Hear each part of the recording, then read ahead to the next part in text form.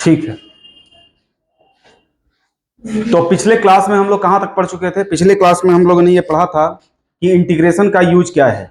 Integration का देहाती भाषा में क्या काम है? जोड़ना। मतलब क्या होता है? जोड़ना। ये किसी चीज को जोड़ता है। कैसी चीजों को जोड़ता है? जिसमें लंबाई हो या लंबाई चौड़ाई दोनों हो, यानी एरिया या फिर वॉल्यूम है। तो आज हम लोग ये देखेंगे कि कैसे ये वॉल्यूम को जोड़कर एक पूरा वॉल्यूम दे सकता है। हम लोग पिछले क्लास में देखे थे कि वन डायमेंशनल यानी एक पतले से तार को हम लोग जोड़ सकते हैं, dx dx dx dx ले लेकर उसको हम 5 मीटर तक कैलकुलेट कर सकते हैं। फिर हम लोगों ने यह भी देखा था कि हम लोग कैसे एरिया निकाल सकते हैं प्लेट का। अरे बात सुनिए, आज हम लोग ये देखेंगे कि कैसे ये वॉल्यूम को भी जोड़ सकता है। यानी कि अगर हमारे पास एक लड्डू है, लड्डू कैसे बना हुआ है? बहुत सारे बूंदिया से, तो पूरा ड्यूज बॉल की तरह है ना। कैसा है? Dues ball. क्रिकेट बॉल का जो क्रिकेटर लोग खेलते हैं इंडिया लेवल वाला, वैसा ड्यूज बॉल की तरह क्या है? वो एकदम हार्ड, एकदम अंदर पूरा घसा हुआ है, बना हुआ है। तो ऐसा चीज कितना कितना मैंने मटेरियल को ऑक्यूपाई किया होगा? 4/3 pi r cube. Volume of sphere क्या होता है? 4/3 पाई आर क्यू। अगर हमारे पास एक लड्डू है तो इस लड्डू का वॉल्यूम कितना होगा? 4/3 पाई। ठीक है।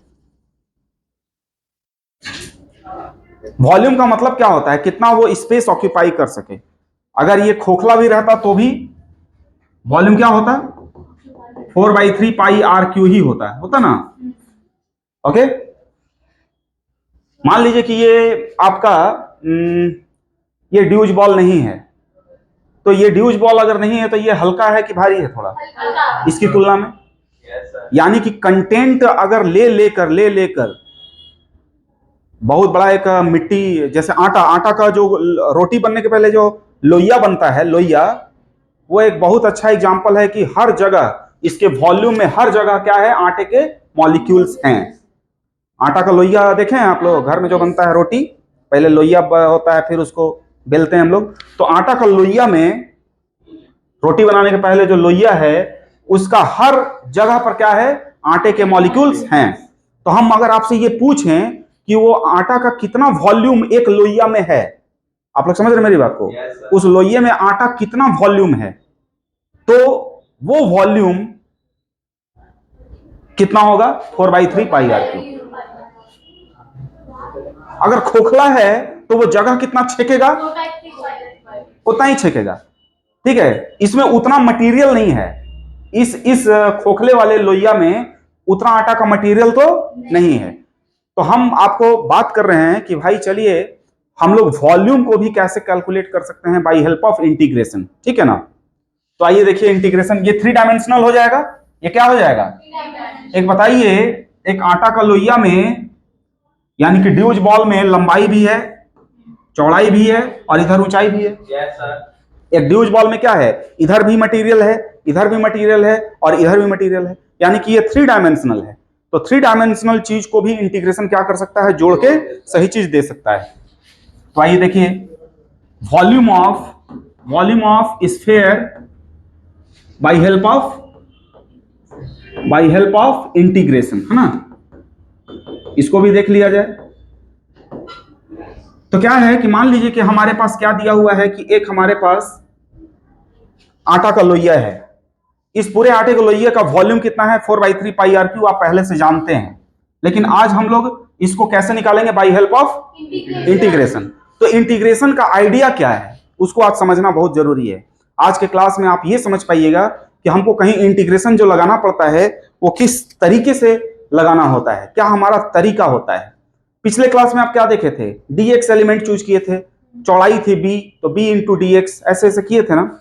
आज हम लोग क्या करेंगे कि कल्पना करेंगे, सोचेंगे थोड़ा फिजिक्स के लैंग्वेज में या फिर अपना कॉमन सेंस के स्टाइल में कि भाई एक फुटबॉल कैसे, एक आटा का लोइया कैसे बना होगा। There are lot of spheres को अगर एक पर एक चढ़ा के रख दिया जाए, मान लीजिए कि एक स्फेयर ये है, ठीक है, एकदम पॉइंट, इसके ऊपर अगर एक लेयर चढ़ा दिया जाए दूसरे स्फेयर का,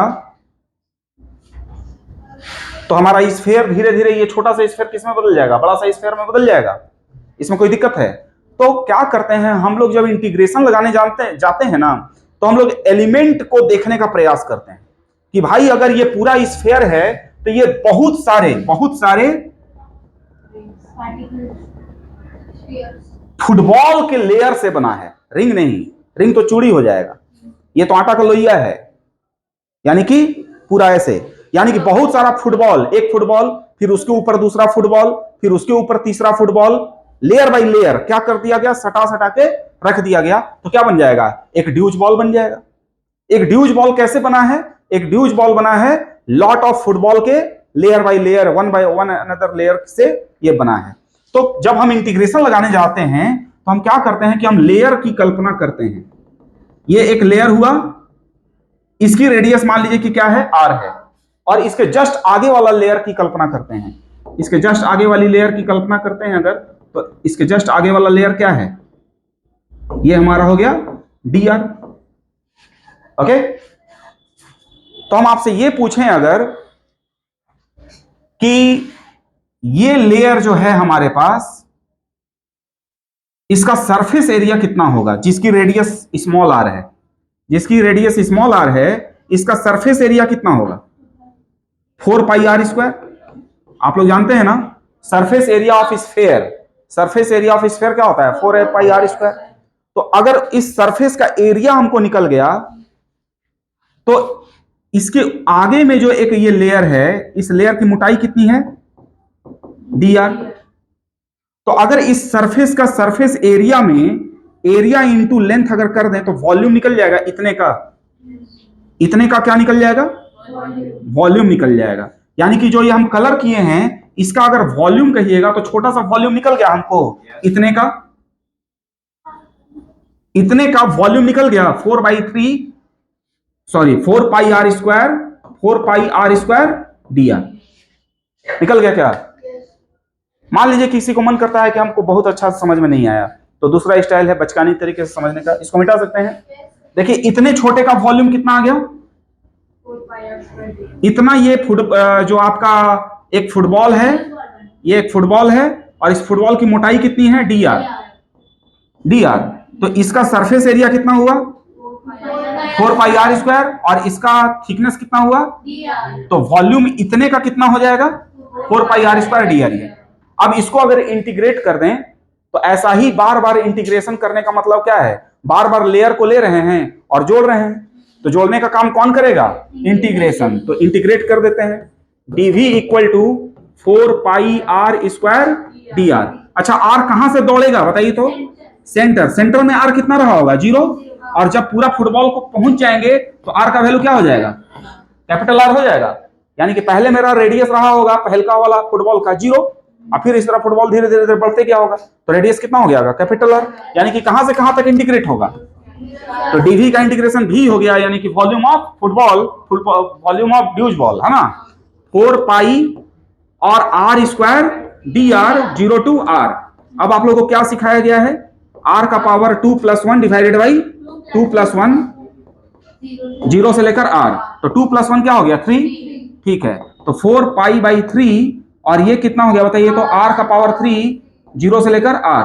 अब क्या करेंगे, स्मॉल r के बदले में कैपिटल R पुट करेंगे, तो 4 पाई बाई 3 r³ माइनस 0³ 0 का क्यू कितना होता है, कोई दिक्कत, वॉल्यूम ऑफ स्फीयर आ गया। मान लीजिए कि ये वाला जो हम लिखे हैं चीज, ये आपको मान लीजिए दिल से समझ में नहीं आया, तो इसको आप बचकानी तरीके से भी समझ सकते हैं। फिर इतना ही अभी देखिए लाते हैं दूसरे तरीके से, है ना, फिर ये इतना लाके फिर इंटीग्रेट कर देंगे, क्या निकल जाएगा, वॉल्यूम ऑफ स्फीयर निकल जाएगा। तो करते हैं एक बार और देखते हैं इसको।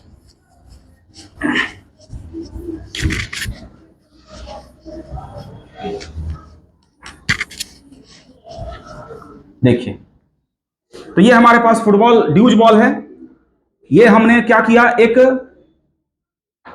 ये हमारा एक फुटबॉल की कल्पना की है हम, कितनी दूरी पर, r दूरी पर। तो बताइए ये दूसरा वाला जो फुटबॉल कल्पना किए हैं आप, ये इसकी रेडियस कितनी होगी, r + dr, क्योंकि इसकी थिकनेस कितनी है, dr। तो अगर इस पूरे में से, अगर इस पूरे वॉल्यूम में से ये वाला वॉल्यूम घटा देंगे तो कौन सा वॉल्यूम निकलेगा? निकल जाएगा।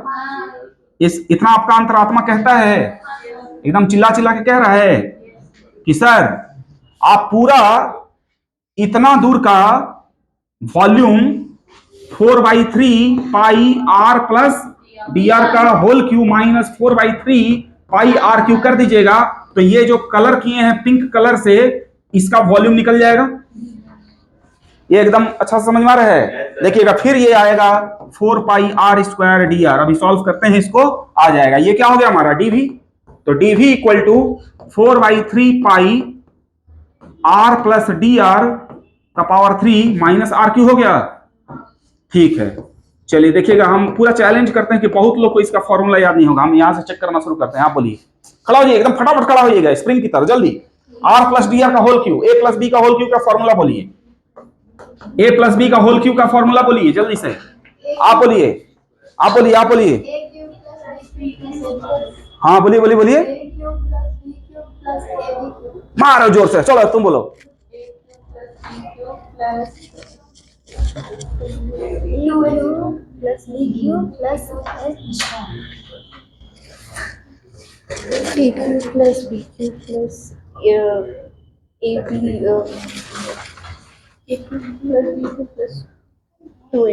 Very good. AQ plus BQ plus 3A बैठो चुपचाप। हाँ, ए क्यू हाँ। plus BQ plus 3A square। गलत, चुपचाप। हाँ बोलो।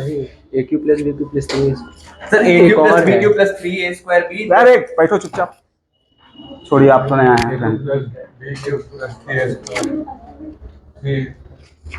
छोड़िए, आपको भी माफ करते हैं, आप नए आए हैं। कसम खाइए मेरे साथ, पीछे पीछे कसम खाइए। मैं कसम खाती हूं या खाता हूं कि जितना भी बेसिक 9वां और 10वां का फॉर्मूला है उसको याद करके ही आज सोएंगे, नहीं तो हम आज नहीं सोएंगे। रात भर यूट्यूब देखेंगे, वेब सीरीज देखेंगे, फिल्म देखेंगे, लेकिन सोएंगे नहीं। ठीक है? कैसे काम चलेगा? बहुत दिक्कत है। बैठिए,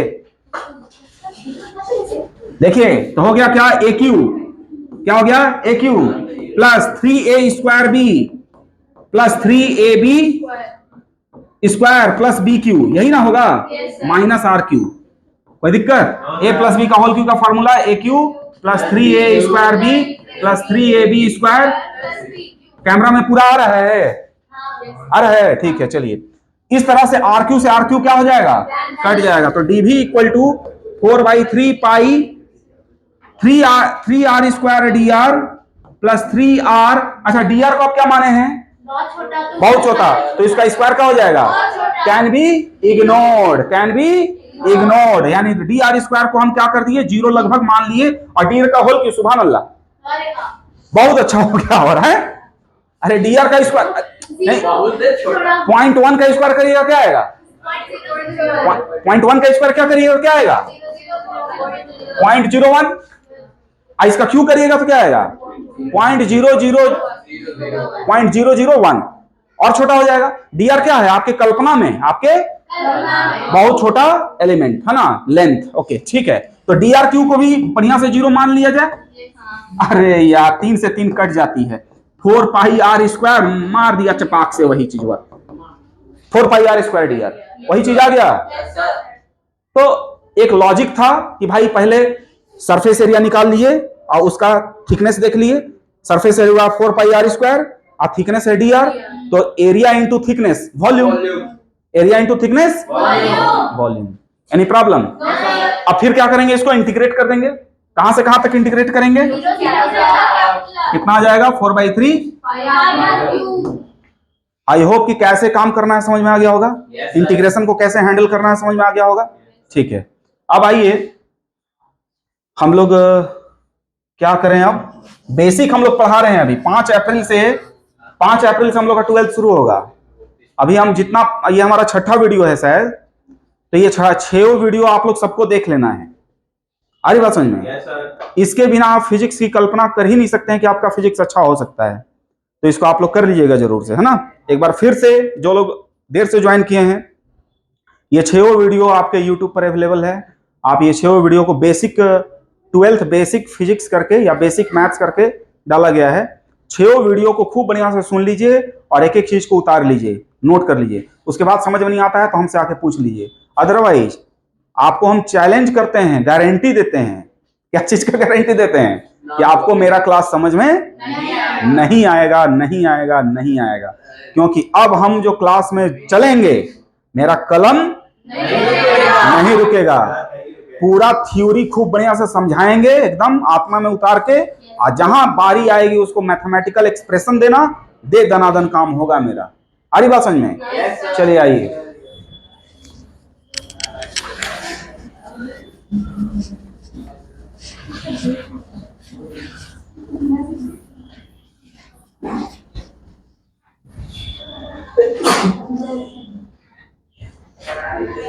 चलिए हम लोग, ये हमारे पास एक प्लेट है। क्या है ये? खाना खाते हैं वाला प्लेट है। क्या है? खाना वाला। इसका रेडियस r है। बताइए इसका एरिया कितना होगा? पाई आर स्क्वायर। चलिए इसको इंटीग्रेशन से लाते हैं। कैसे लाते हैं? इंटीग्रेशन से। आप लोग बोलिए क्या करें? इंटीग्रेशन क्या करता है? इंटीग्रेशन क्या करता है? जोड़ता है। अच्छा एक बात बताइए, स्टाइल डेवलप करिए।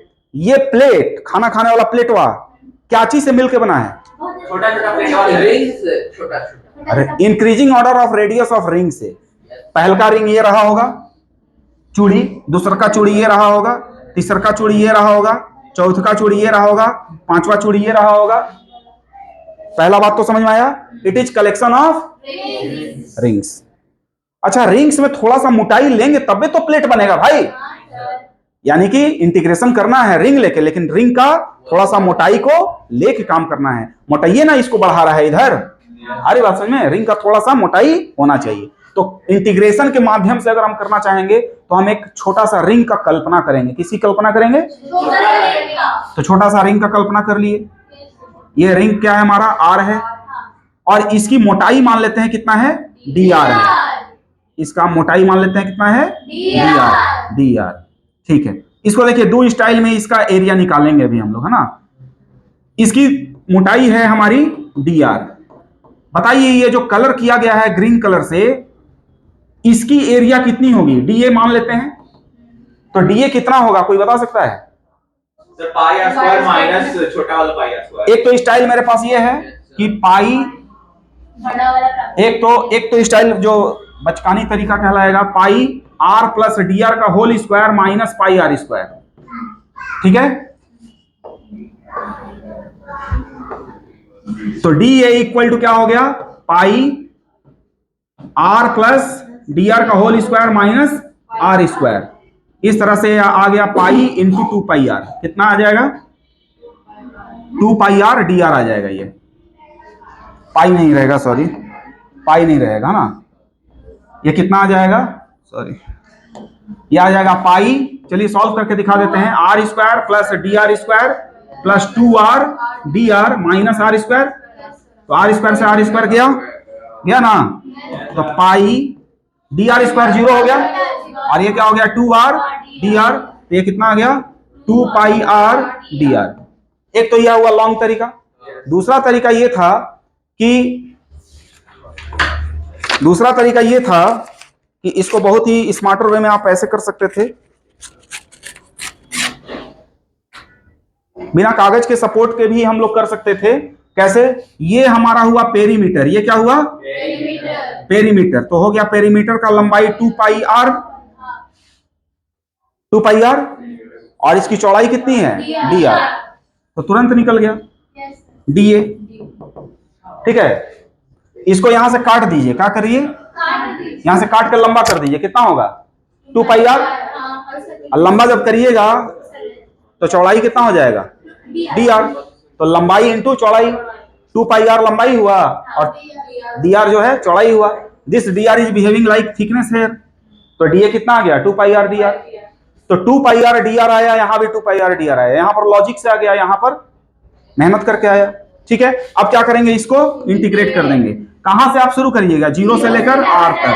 तो A 2 pi r d are, तो कितना हो जाएगा बताइए? तो A equal to 2 pi r d are का इंटीग्रेशन होगा तो कहां से कहां तक, 0 से आर, तो कितना आ जाएगा बताइए, तो 2 पाई आर स्क्वायर बाई 2, 0 से लेकर आर, 2 से 2 गया और आर के बदले में आर, तो पाई आर स्क्वायर हो गया।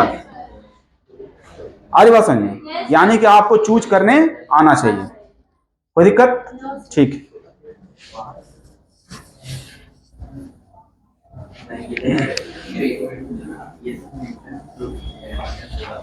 सर हाँ बोलिए, क्वेश्चन है सर।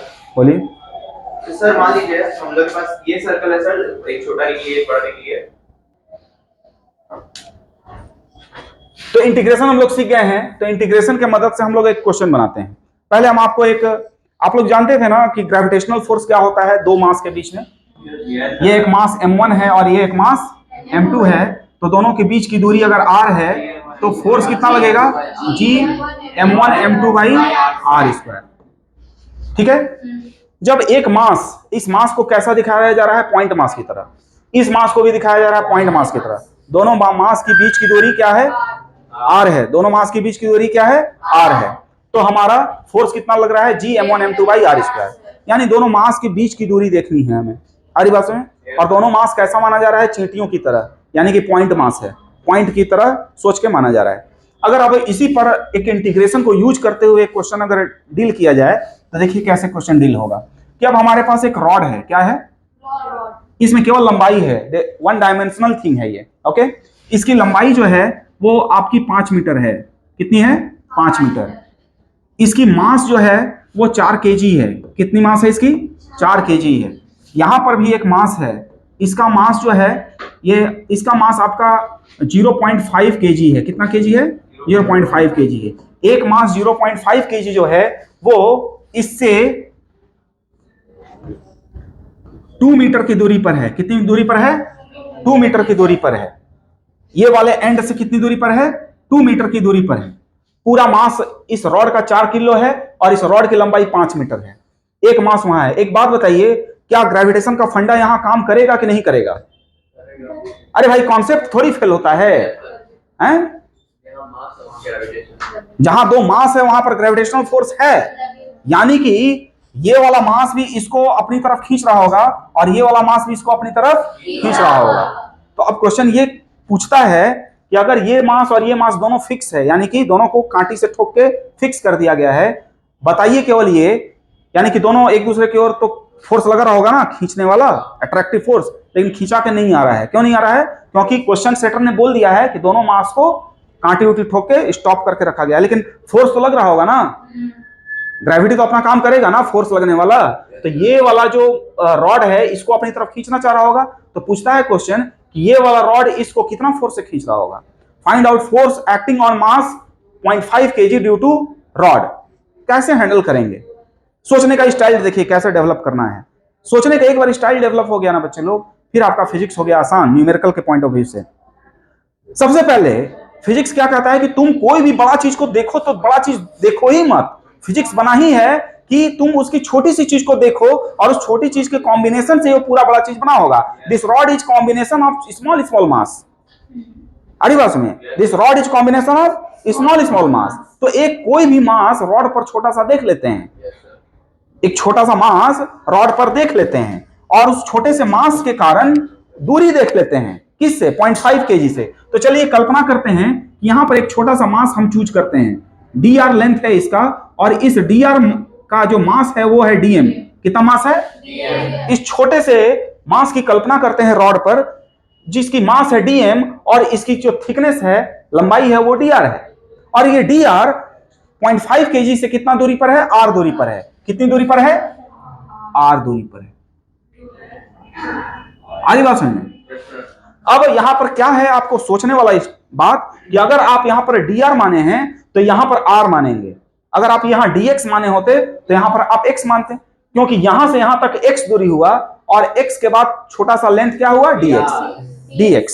या फिर अगर r माने हैं तो r के बाद क्या होगा, dr होगा। अरे बात समझ में, ठीक है, इतना समझे आप लोग। तो चुपचाप मुंह उठा के क्या लिख देते हैं कि भैया ये वाला छोटका मसवा, इस पर फोर्स df लगा रहा होगा। कितना फोर्स लगा रहा होगा, df। तो चुपचाप मुंह उठा के फॉर्मूला लिखते हैं, g into dm into 0.5 divided by r square. R square, G m1 m2 pi R square, बस हो गया। अब जो देखिए क्या एक बात बोले थे, एक बात क्या बोले थे आप लोगों कि जब भी आपको कोई फोर्स में दो तीन चीज दिखाई दे, जी क्या है कांस्टेंट, 0.5 क्या है कांस्टेंट, आर क्या है वेरिएबल। अगर हम ये वाली डी आर चूज किए होते तो आर मेरा बदल जाता और उसके अनुसार डी आर भी बदल जाता, डी आर यानी दूर हो जाता थोड़ा, ठीक है ना। ठीक है, तो डीएम जो है, डीएम क्या होगा थोड़ा बताइए। यहां पर तो डीएम भी दिखाई दे रहा है, मास भी तो यहां पर छोटा सा मास लिया गया है। अगर हम डीआर को बढ़ा दें तो डीएम भी बढ़ जाएगा। यानी कि एक तरह से देखा जाए तो डीएम को हमको सोचना होगा कि कैसे हम एक जाति में सबको बदल दें। या तो हम करें डीएम को आर में बदल दें, या हम आर को ही डीएम में बदल दें, कुछ करें। आर को डीएम में तो नहीं बदल पाइएगा, लेकिन डीएम को किस में बदलना होगा, आर में बदलना होगा। क्यों? क्योंकि भाई इंटीग्रेशन हमको करना है, पड़ेगा ना, इसको इंटीग्रेशन करना है तो हमको एक जाति में बदलना होगा। तो डीएम को हम क्या बदल देंगे, आर में बदल देंगे। कैसे बदल देंगे देखिए, ध्यान से सुनिए। लिखिए, देखिए हम पहले तो डीएम लिख देते हैं, आप लोग को समझ में आए तो अति उत्तम, नहीं समझ में आए तो भी उत्तम। मास per unit length, mass per unit length, देखिए डीएम इतना ही आएगा। डीएम कितना आएगा, इतना ही आएगा। कैसे आएगा, बचपन में पढ़े थे 4 केला का दाम अगर 1 रुपया है तो 1 केला का दाम कितना होगा, इसलिए 10 केला का दाम कितना, ऐसे पढ़े थे, वही लगाना है। कैसे करिएगा, आपको डीएम कितना लेंथ में है, डीएम कितना लेंथ में है, ठीक है, और 4 किलो कितना लेंथ में है। अरे भैया तो लिखो ना यार कि 5 मीटर में कितना समाता है, तो 1 मीटर में कितना समाएगा, तो डीआर मीटर में, डीआर 4/5 इंटू डीआर, यही क्या है डीएम है। तो वही चीज लिख दिए, mass per unit length into length, mass per unit length into length, जिस लेंथ में हमको मास निकालना है। तो चुपचाप छाप देंगे यहां पर डीएफ, डीएफ इक्वल टू क्या हो जाएगा जी, अच्छा 0.5 को 2 लिख सकते हैं क्या, 1/2, ठीक है। और डीएम को क्या मैं लिख सकता हूं 4/5 डीआर, और पहले से क्या था हंसो सब कोई, मैंने पूरे एफ को किस में बदल दिया, आर के फंक्शन में। पूरा जो फोर्स है वो किस रूप में बदल गया है, आर के रूप में बदल गया। मेरा काम आसान हो गया, मारो इंटीग्रेशन, मारेंगे ये अरवा कहां से कहां तक दौड़ेगा, आराम से, घबराना नहीं है। आर कहां से कहां तक दौड़ेगा तुम बता सकते हो, नहीं सर। सोचो सोचो, यहां पर तुम्हारा आर कहां से कहां तक दौड़ेगा। अच्छा तुम आर दूरी पर क्या लिया था मेरे भाई, एक डीएम मास लिया था। तुम अगर आर लेता तो सबसे पहले का मास तुमको यहां मिलता। अगर तुम एक छोटा सा डीआर यहां चूज किए रहते तो आर तुम्हारा सबसे पहला ये होता, और तुम इस तरह से dr dr dr dr dr dr dr dr बार बार चूज करते करते करते करते लास्टली तुम कहां तक पहुंचते, यहां तक पहुंचते। यानी कि तुम्हारा आर या 2 से शुरू होगा और आर कहां खत्म हो जाएगा, 5 + 2 में, नहीं 7 में। तुम अगर पहलका डीएम चूज किया होता तो पहलका डीएम तुमको कहां मिला रहता, यहां मिला होता। तो ये पहलका डीएम की दूरी क्या होती, 2 मीटर, क्या रहती 2 मीटर, और तुम्हारा सबसे लास्ट में मास कहां मिलता, यहां पर मिलता। तो इससे दूरी कितनी हो जाती है आर की, 7। अरे भैया मेरे तो कहां से कहां तक इंटीग्रेशन मार देंगे, 2 से 7, यही आंसर हो गया। अब इसको सॉल्व कर दिया जाए, फिजिक्स खत्म, क्या खत्म, मैथ शुरू। अरे बात समझ में, इंटीग्रेशन करेंगे तो कितना आ जाएगा, देखो इधर मिटा सकते हैं सर, प्रणय सर तो देखिए डीएफ का इंटीग्रेशन क्या हो गया, डीएफ का इंटीग्रेशन एफ। अरे यार तुम लोग बात मत करो प्लीज, 2 2 के 4, 2g/5, 2g/5 dr/r², कहां से कहां तक, 2 से लेकर 7 तक। अच्छा ठीक है, f 2g/5 r का पावर -2 डी। अरे आप पूछे थे dx का इंटीग्रेशन x क्यों होता है ना, बताते हैं, रुकिए। 2 से लेकर 7, तो f इक्वल कितना हो गया 2g/5, और ये हो जाएगा r का पावर -2 + 1, -2 + 1, 2 से लेकर इधर मिटा सकते हैं, हाँ सर। लिखना तो आप लोग को घर में ही है, हाँ। इसलिए no problem. F equal to 2G/5 क्या हो जाएगा, -2 + 1 माइनस, और R का पावर -2 + 1। इतना से खुश हैं आप लोग? यही ना होगा? कोई दिक्कत है तो बोलिए, अभी बता देंगे। R का पावर -2 + 1, R का पावर -1, R का पावर -1 को क्या लिख सकते हैं, 1/R।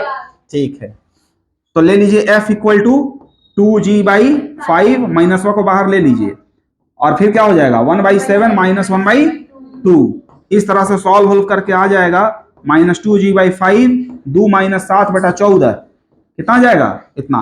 देखिए यहाँ पर -5 आया, 5 से 5 गया, माइनस से माइनस प्लस हुआ, कितना हो गया G/7, 2 7 14। Yes sir. Any problem? तो सर G का वैल्यू 6.67 × 10 का पावर -11 होता है। G का वैल्यू कितना होता है, 6.67 × 10 का पावर -11। यूनिट आप लोग समझते रहिएगा। तो यही फोर्स लग गया, बन गया, बन गया। कोई दिक्कत तेजस, कोई दिक्कत समझ में आया? तो इंटीग्रेशन कैसे हैंडल हो रहा है समझ रहे हैं? ठीक है, अगला क्वेश्चन एक देखते हैं और हटा दें इसको। अगर हम लोग डायरेक्ट सेंटर ऑफ मास लेके करेंगे तो नहीं निकलेगा आंसर, क्योंकि फोर्स तो सेंटर ऑफ मास में लगता है बॉडी के। तो हम लोग को डायरेक्ट वहां पे रेडियस मिल जाए, ऐसा हो सकता है। जैसे ये स्फेरिकल बॉडी रहता ना तो वहां पर काम हो जाता, लेकिन ये लीनियरली डिस्ट्रीब्यूटेड है। यहाँ पर सेंटर ऑफ मास का, यहाँ पर सेंटर ऑफ मास का कॉन्सेप्ट लगाइएगा, कुछ नहीं होगा, गड़बड़ हो जाएगा। आ रही बात समझ में? Yes sir. Centre of mass का कॉन्सेप्ट, यहीं पर अगर एक स्फेयर रहता और यहाँ पर एक मास रहता तो हम कहते कि पूरे मास को आप यहाँ पर कंसंट्रेट कर दीजिए और तब आप लगा दीजिए तो हो जाएगा, ठीक है। लेकिन यहाँ पर नहीं होगा, यहाँ पर लीनियरली डिस्ट्रीब्यूटेड है। हर समय जो मास है वो उसकी दूरी जो है बदल रही है, ठीक है।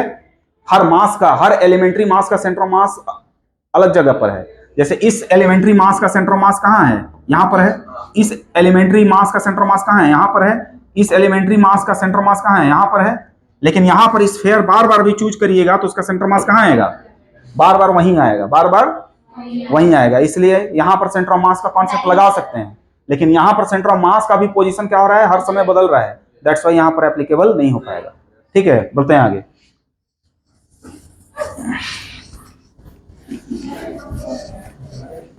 dx का इंटीग्रेशन x क्यों होता है, dx का इंटीग्रेशन x क्यों होता है। dx के बदले में x का पावर 0, x का पावर 0 dx लिख सकते हैं। x का पावर 0 क्या होगा, 1 हो जाएगा, तो dx से ना हो गया एक तरह से। अब कर दीजिए, x का पावर 0 + 1 डिवाइडेड बाई 0 + 1 + c, यानी कि x + c, ठीक है। dx का इंटीग्रेशन x क्यों होता है पूछे थे ना। Yes sir. हाँ 1 तो x का पावर 0 को 1 नहीं लिख सकते हैं, यस सर। ठीक है। तो 1 का इंटीग्रेशन x होता है, ये भी कह सकते हैं हम। 1 का इंटीग्रेशन क्या होता है, ये भी कह सकते हैं। हटा दें, ठीक है।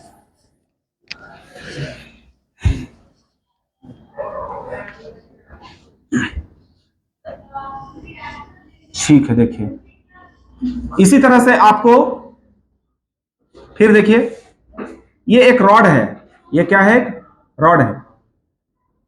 इस रॉड पर चार्ज कितना है, Q। इस रॉड की लंबाई कितनी है, L। यहां पर एक स्मॉल q चार्ज है। अब डायरेक्ट क्वेश्चन ये ऐसे दे देगा फिर, तो दो चार्ज के बीच में जो फोर्स लगती है वो होता है F = K Q1 Q2/r²। Same चीज है, ग्रेविटेशनल फोर्स के एनालॉगस है। तो ऐसा क्वेश्चन आपको नीट उट में आ चुका है, IIT में भी ऐसा आ चुका है। आपको बोल देगा कि इस रॉड के कारण, जिस पर चार्ज कितना बिछा हुआ है, Q के कारण फोर्स निकालिए इसके ऊपर। तो सेम फंडा, यहां पर आप एक छोटा सा क्या चूज करिएगा, DQ। यहां पर क्या चूज करिएगा, DQ। तो DQ इक्वल टू क्या हो जाएगा, Q/L × dr। इसकी लेंथ कितनी है, dr। ये कितनी दूरी पर है, r दूरी पर है। ये वाली दूरी कितनी है, मान लीजिए कि दे दिया है, ये L1 है। ये कितना लेंथ है, L1। तो फिर उसी तरह से क्या लिखिएगा, DF = K dQ × Q divided by r²। इस चार्ज की दूरी इससे कितनी है, r पर है। फिर इसको इंटीग्रेट करिएगा, के डी क्यू के बदले में लिखिएगा K by Q by L D R Q divided by R square, फिर आपका आ जाएगा constant K Q Q by L D R by R square. इसको इंटीग्रेट करिएगा, है कि नहीं? क्या करिएगा? इसको इंटीग्रेट करिएगा। इंटीग्रेशन कहां से कहां तक होगा बता सकते हैं? L1 से लेकर L प्लस L1।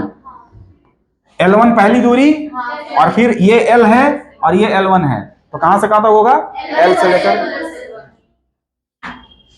जो लोग मेरा क्लास पहला दिन आप लोग अटेंड किए हैं या फिर मेरा वीडियो का नोट्स नहीं बनाए हैं उनको समझ में तो नहीं आएगा, इसलिए काइंडली आप लोग लगे आराम से करते हैं ना। एक हमारे पास रॉड है, क्या है?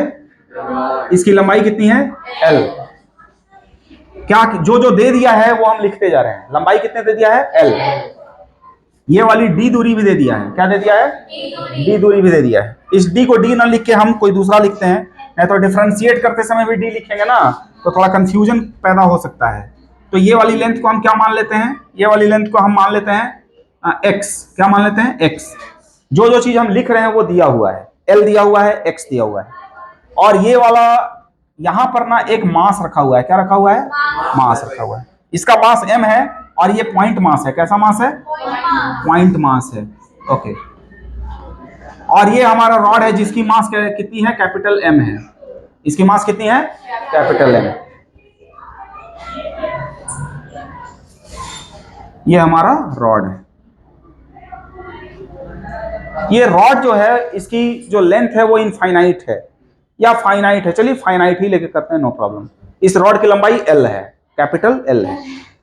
अब ये क्वेश्चन में आपसे पूछा जाए कि ये पूरा रॉड मिलकर, ये चला जाएगा थोड़ा IIT मेंस से भी थोड़ा अप लेवल में, है ना। अगर आपसे ये पूछा जाए कि ये जो रॉड है, इस रॉड के कारण इस मास में ग्रेविटेशनल फोर्स तो लग रहा होगा ना, तो वो कितना लग रहा है बताइए। ठीक है, कैसे हैंडल करेंगे? सबसे पहले हम क्या करेंगे, इस रॉड पर एक छोटा सा मास चूज करेंगे। इस रॉड पर हम एक छोटा सा मास चूज करेंगे, कहीं भी चूज कर लें, ऊपर में चूज कर लेते हैं। इस रॉड की y दूरी पर, कितनी दूरी पर? dy लेंथ में एक कौन सा मास की कल्पना की है? dm।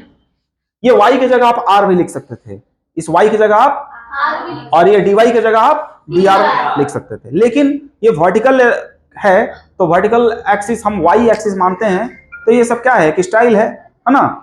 आप dr और r से भी काम चला सकते थे। ठीक, तो फिर वही बात कि भाई जो सबसे बुनियाद चीज पढ़ाया गया है वो ये पढ़ाया गया है कि दो पॉइंट मास के बीच की दूरी m1 और m2 के बीच की दूरी देख ली जाती है, दोनों मास के बीच की दूरी देख ली जाती है और फोर्स का फॉर्मूला मुंह उठा के लिख दिया जाता है G m1 m2 by r square. यहां पर हमारा मास जो है इस पूरे रॉड पर बिछा हुआ है। इस रॉड की मास कितनी है? कैपिटल M है। तो ये मास जो है टोटल रॉड का, वो छोटे छोटे मास के कलेक्शन से ही तो बना होगा। तो एक छोटा सा पार्ट इसमें चूज कर लेते हैं, वो छोटा सा पार्ट dy है। उस dy की मास कितनी है? dm है। उस dy की मास कितनी है? dm है। तो उस dy की मास जो है dm है, तो ये dm कितना हो जाएगा?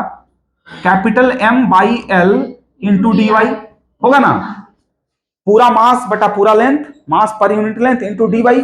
अभी किए थे ना हम लोग कि L लेंथ का मास M है, तो एक लेंथ का मास कितना होगा? M by L। तो dy लेंथ का मास कितना होगा? M by L into dy। ठीक है, तो हमारा dm निकल चुका है। अब क्या करेंगे, हमको x दिया था और केवल क्या दिया था? L दिया था, और तो कुछ दिया नहीं था। आ रही बात समझ में? अब सोचिए कि आपको टीचर जो सबसे पहले पढ़ाया है वो क्या पढ़ाया है कि दो मास के बीच में जो फोर्स लगता है वो ये लगता है। तो दोनों मास के बीच का स्ट्रेट लाइन वाला दूरी देखा जाता है। क्या चीज देखा जाता है? दोनों मास के बीच का स्ट्रेट लाइन वाला दूरी। तो अब इस मास से इस मास के बीच की दूरी निकालनी होगी ना। ये वाली दूरी कितनी हो गई? ये वाली दूरी मान लीजिए कि हमारी z हो गई। कितनी हो गई? ये वाली कितनी दूरी हो गई? z हो गई। ओके, अब देखिए ये dy जो है इतना छोटा है कि यहां से यहां तक ड्रॉ करें चाहे यहां से यहां तक ड्रॉ करें, वो z ही होगा मोर और लेस। नहीं समझ रहे हैं क्या आप लोग? ये dy इतना छोटा है कि यहां से लेकर यहां तक ड्रॉ करते, ये वाला लेंथ अगर ड्रॉ करते या फिर ये वाला लेंथ ड्रॉ करते, तो वो लगभग क्या होता? z ही होता, क्योंकि dy जो है वो आपकी कल्पना में बहुत ही छोटा है। कोई दिक्कत? ठीक है। तो अब क्या है कि भैया चुपचाप फोर्स का फॉर्मूला लिख सकते हैं ना आप? क्या लिख सकते हैं? के सॉरी ग्रेविटेशन पढ़ा रहे हैं ना इसमें। डी एफ इक्वल टू क्या हो जाएगा? G D M into M divided by Z square नहीं हो जाएगा? ओके अब क्या करेंगे कि D F equal to G DM का वैल्यू कितना है? डीएम का value M by L D Y into M by Z square. देखिए कितना मजेदार चीज है। एक अच्छा बच्चा कैसे जीता है चीजों को मेहनत कर करके, ठीक है। जब तक मेहनत नहीं करिएगा, आप कितना भी अच्छा गुरु आपको पढ़ा दे, आपके अंदर वो चेतना डेवलप ही नहीं होगा। जब तक आपकी चेतना खुद की डेवलप नहीं होगी समझने की, लाख कोई गुरु कितना भी आपके अंदर प्रकाश डालना चाहे वो नहीं होगा। आपको एक दिन क्लास में हम बोले थे कि कभी कभी ऐसा होता है कि एक एक्सप्रेशन में 2-3 वेरिएबल होगा, और जब भी इंटीग्रेशन करनी चाहिए तो सारे वेरिएबल को किस में बदलने का? किसी एक वेरिएबल में बदलने का प्रयास करिए। देखिए कितना खूबसूरत एक्सप्रेशन आया है। डी एफ इक्वल टू हमारे पास आया है G M M by L. इतना तो कांस्टेंट है, जी एम और स्मॉल एम और कैपिटल एल तो कांस्टेंट है। D Y by Z square. ध्यान दीजिएगा, अगर हमारा y क्या था? वेरिएबल था, यानी कि एक y का वेरिएबल है dy, और अगर y बदलेगा तो z भी बदल जाएगा, यानी कि यहां पर दो वेरिएबल है। यहां पर क्या है? y और z दोनों वेरिएबल है कि नहीं? अच्छा, थोड़ा सा ये भी देख लिया जाए कि ये जो फोर्स लग रहे होंगे,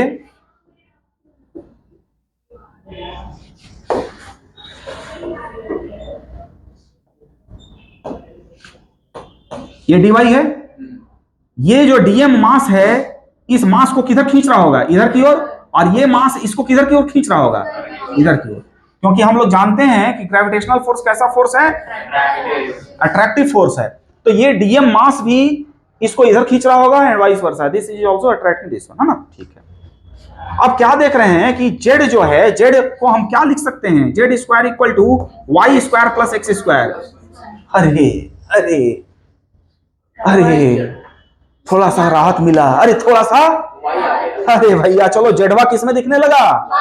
वाई में दिखने लगा, और हमारा डी वाई ऊपर में था। अरे जेड जो है वाई में दिखने लगा है। भगवान, कुछ अच्छा हो रहा है, कुछ अच्छा हो रहा है।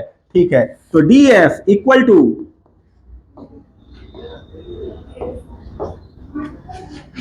फोर्स जो है न्यूटन के किस लॉ में आता है?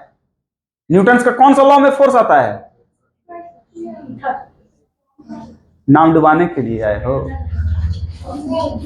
अरे क्या होता है? सेकंड न्यूटन सेकंड लॉ क्या बताता है? ठीक है, तो D F equal to G M M by L, और ये D Y divided by Y square plus X square हो गया। नीचे में भी जेड स्क्वायर था यहां पर, तो जेड स्क्वायर इक्वल टू फलना आ गया। खेल खत्म है। ठीक है, अब क्या है कि एक्स दिया हुआ था आपको। एक्स क्या है? दिया हुआ था। अच्छा, वाई आपको दिया हुआ था क्या? नहीं ना, वाई तो वेरिएबल है। यहां पर भी डी वाई आ गया है। अच्छा, वाई का वैल्यू कहां से कहां तक जाएगा? वाई का वैल्यू कहां से कहां तक जाएगा? L से L/2। चलिए हम आप लोगों को बताते हैं, हम बताते हैं। रुकिए ना अभी। पूरा लेंथ क्या है? L है। पूरा लेंथ क्या है? L है। और तो कुछ टीचर ने आपको दिया नहीं है। ठीक है, तो अगर इस लेंथ L का नीचे वाला पार्ट L1 है, कितना पार्ट है? और ऊपर वाला पार्ट कितना है? L2। तो इसका इंटीग्रेशन जो होगा, y का वैल्यू कहां से कहां तक होगा? कहां पर बैठे हैं? यहां पे थोड़ा बताएंगे। बीच। उधर आप dy लेंथ कहां पर बैठ के लिए थे? y दूरी पर लिए थे ना मेरे भाई, यानी कि आप यहां बैठे हैं। कहां बैठे हैं? तो बीच में मत बोलिए, कहीं भी बैठे हैं। ठीक है, कहीं की ये लेंथ L1 है और ये लेंथ L2 है। तो क्या है कि आप कहां पर बैठ के कैलकुलेशन कर रहे हैं? आपने dy मास कहां चूज किया? y दूरी पर ना, यानी आपने ऑब्जर्वेशन कहां से किया है? इस दूरी से, इस पॉइंट से किया है। तो ऊपर को हम पॉजिटिव मानेंगे और नीचे को, तो इंटीग्रेशन जो होगा वो कहां से कहां तक होगा? -L1 से लेकर -L1 क्यों लिखे? कि जहां बैठे हैं उससे क्या जा रहे हैं? नीचे, और ऊपर जा रहे हैं तो +L2। बस हो गया। अब इसका इंटीग्रेशन जो होता है tan इनवर्स x बाई ये होता है integration of D Y divided by X square plus Y square का इंटीग्रेशन होता है tan inverse x by A, ये होता है integration of D Y divided by X square plus Y square कितना होता है tan inverse y by X. कोई दिक्कत है? बस इसको इंटीग्रेट कर देंगे, इंटीग्रेट नहीं करना है हम लोग को, यहाँ पर हम लोग को बस सीखना था कि कैसे हैंडल करेंगे। तो हैंडल हो गया ये भी, तो ऐसे ऐसे करना है हम लोग को बार बार, है ना। यानी कि सोचने का स्टाइल को क्या करना है, डेवलप करना है। ओके, तो चलिए इसको भी हटा सकते हैं। ओके, अब आप आज हम लोग क्या देख लें, स्पेशल ग्राफ देख लें। टाइम हो गया है। टाइम हो गया, अरे सॉरी। ठीक है, तो आज के लिए बहुत अच्छी बात है, आज हम लोग का इंटीग्रेशन और डिफरेंशिएशन एक लेवल में हो गया, एक लेवल तक चले गए हैं हम लोग, बहुत अच्छा लेवल तक गए हैं। अब मेरा कलम नहीं रुकेगा, कल हम लोग क्या कर लेंगे, जितने भी ग्राफ हैं वो कर लेंगे, और कोई भी दुनिया का ग्राफ है उसको ड्रॉ करने का तरीका भी सीख लेंगे, ताकि जब कंपटीशन की बात होगी सैटरडे और संडे को, मंडे टू फ्राइडे हम लोग क्या कर रहे हैं, सबको एकदम ग्राउंड लेवल से लेकर टॉप लेवल तक पढ़ा रहे हैं, लेकिन सैटरडे संडे को केवल न्यूमेरिकल होगा, और उस न्यूमेरिकल के माध्यम से जो और कॉम्पिटिटिव लेवल के कॉन्सेप्ट्स हैं, थ्योरी हैं, उसको क्या किया जाएगा, कवर किया जाएगा। सैटरडे संडे का क्लास बहुत ही मजेदार होगा, उस दिन हम केवल न्यूमेरिकल डिस्कस करेंगे, केवल न्यूमेरिकल, और उस न्यूमेरिकल के माध्यम से जो भी कॉन्सेप्ट जो थोड़ा बहुत अच्छे से एक्सप्लोर नहीं कर पाए मंडे टू फ्राइडे, उसको क्या कर देंगे, अच्छा से और बता देंगे। इस तरह से सब लोगों को बहुत ही अच्छा मिल जाएगा चीज, ठीक है। तो हम तो यही बोलेंगे कि सब लोग सैटरडे संडे को आइए, लेकिन कंपटीशन वाले बच्चे को आना ही है। कंपटीशन वाले बच्चे लोग अगर नहीं आइएगा तो हमको दुख हो जाएगा, ठीक है, और उस दिन एब्सेंट भी नहीं होना चाहिए, ठीक है ना। चलिए मिलते हैं तब। 5 अप्रैल के बाद 5 अप्रैल के बाद जिस दिन सैटरडे संडे गिर जाए शुरू हो जाएगा।